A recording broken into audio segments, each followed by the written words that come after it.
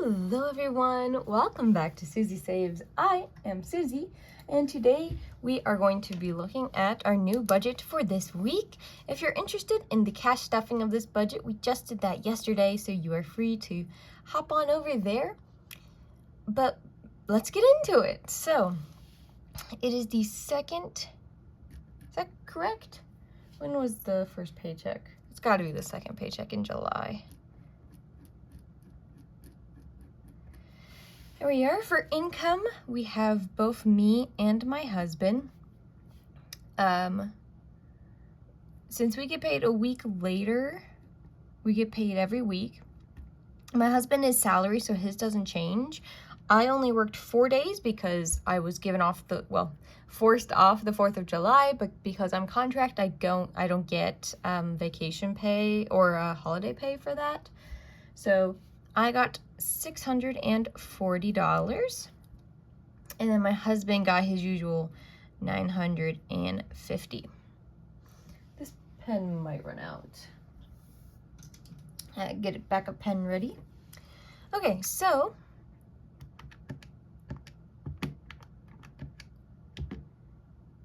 this gives us $1,590 to work with today, which is a lot of money. Very, very good. We have been saving really well with my husband's income. Okay, so first we're gonna look at this week's expenses. 4th of July has already passed. We put aside some expenses for that. This weekend coming up, I don't think we have anything special going on. So no big expenses that we need to set money aside for. I always try to put money aside before the big expenses come up, but sometimes it's week of and you kind of have to work with it. So we're just going to do our regular non-variable expenses, which is rent and internet. There has been chatter upstairs about us paying part of the electrical bill. I don't know how much people's electric bills normally are, but ours apparently is $700 a month, which is crazy. I've talked about it before. We do have the pool pump, so it runs during the summer, but I guess it's just an old house and they use electricity a lot. I know Grandma watches TV when she goes to bed, and I know they keep it really cold and really hot with the thermostat, but that just seemed crazy to me. So if you guys would leave what your electricity bill is. We do have a very large house because they live upstairs and they have 4 bedrooms upstairs, I think. Ours is a little bit smaller in the basement, but let me know. So our rent is $800, so it's $200 a week. Internet is $23 a week. Then we move to the variable expenses, so things that tend to fluctuate for us. Groceries, obviously the price of groceries just goes up and down, and what you buy week to week goes up and down. But we have a budget there of $60. Gas for both of us, we put $100, so normally $50 will fill up both of our tanks.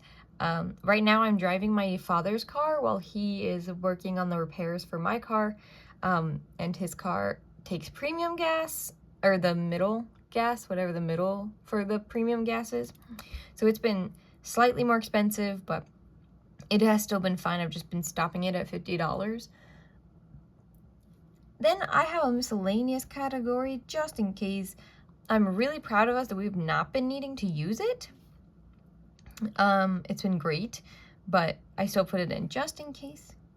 Then we have a new one, which is dining, which we've been putting $50 into because dining is expensive these days, even just for 2 of us. And we always obviously tip like a decent amount, so it is what it is. And then subscriptions are next. So we have YouTube. I don't know if I talked about this, but I got rid of my gym membership, and we traded that for Netflix because I work out a lot outside and at home. So I'm figuring I can, if I want to invest in like some weights, I can do that, but I do a lot of like exercises. What are they called? Like practical exercises, I guess. But those are both $20 a month, which is $5 a week. So that brings our expenses. Is that right? Did I do that wrong? Am I missing something? It's always good to make sure.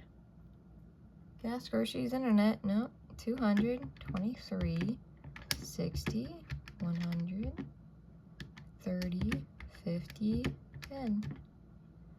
Huh. It's just that it's lower than what it normally is, and we added an expense, so I'm not sure where. Oh, pardon me. How much is this? No, I think that looks right. We can add stuff later if we need. All right, $473. We're gonna skip savings for now and go to sinking funds. I have 6 sinking funds, I think. So we have car maintenance. This is the one that we've been filling up because we just fixed my husband's AC. Woohoo! It is fixed.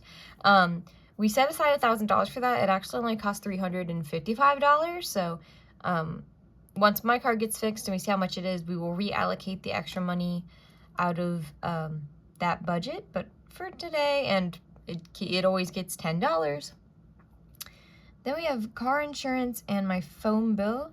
Both of these are one lump sum payments that I pay at the end of the year. Some people were asking about this. This is because we're on our parents' plans still, so this is just my part of my parents' car insurance and my part of my parents' phone bill. They pay it throughout the year, then they add it up at the end of the year and tell me basically like how much I owe them. I don't know. That's the way we've always done it. In order to get a cell phone, I had to be responsible to pay it.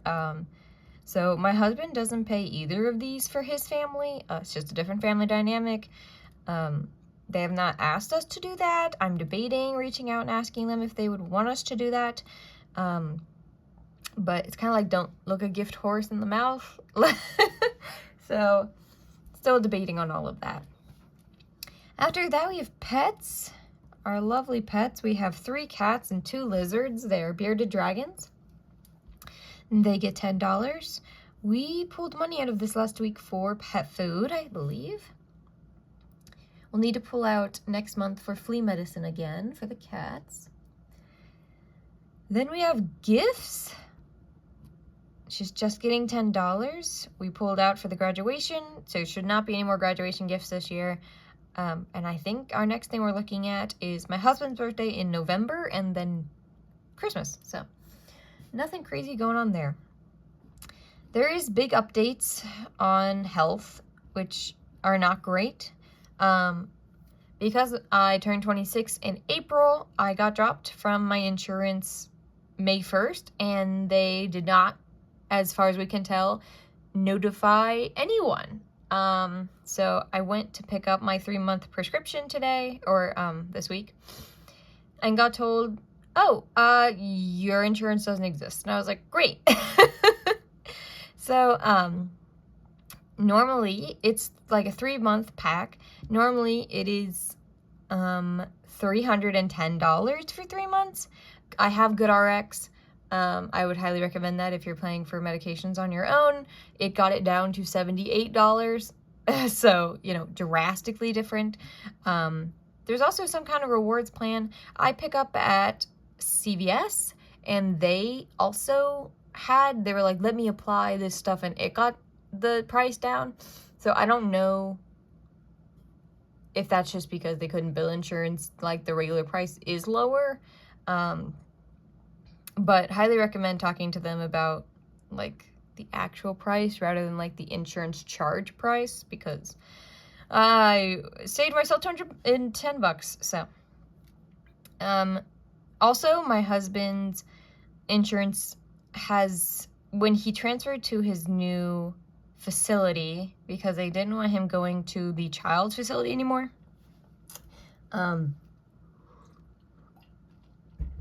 because they would give him a room and like feed him and give him a whole bunch of perks, and it was getting too expensive for insurance.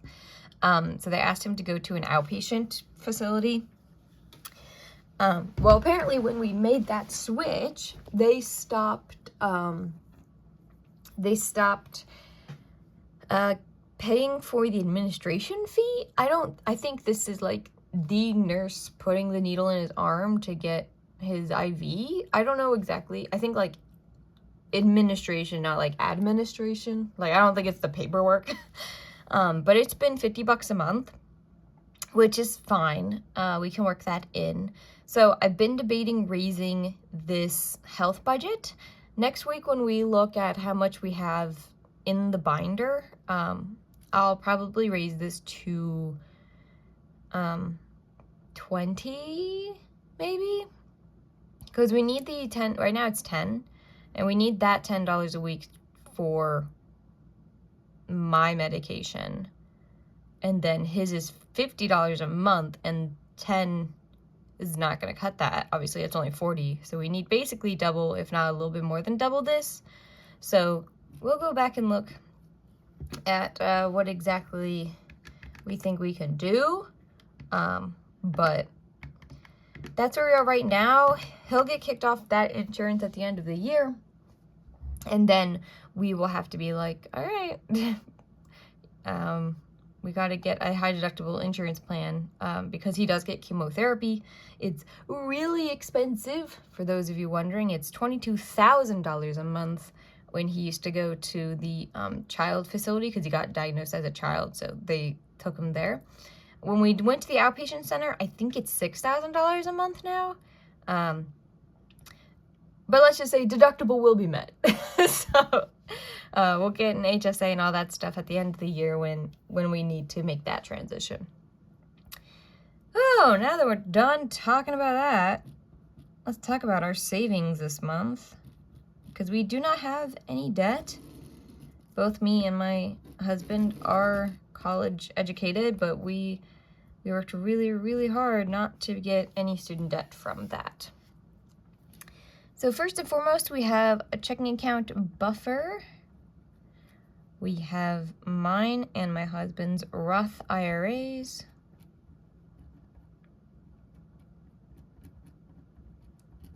And then we have savings, which right now are going towards a house down payment. So, do we have an even number? I got rid of it. I didn't mean to get rid of it. Oops. 1590 minus 473 minus 66. No. Okay.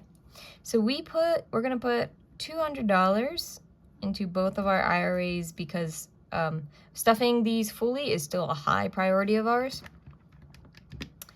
So that'll go in there. And then, oh, the stocks. I was like, why is my numbers not matching up?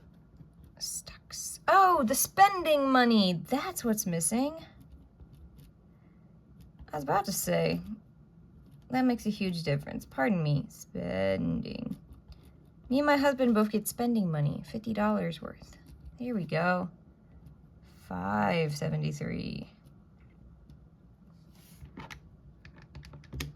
There we go. That is what I wanted. $25 goes into stocks every week. This is a cash management, what do they call it? Non-retirement stock account. I got a raise back in October, and I told myself any raises I get would go into like a stock savings account, so that's where that goes. Yeah, that's the new number.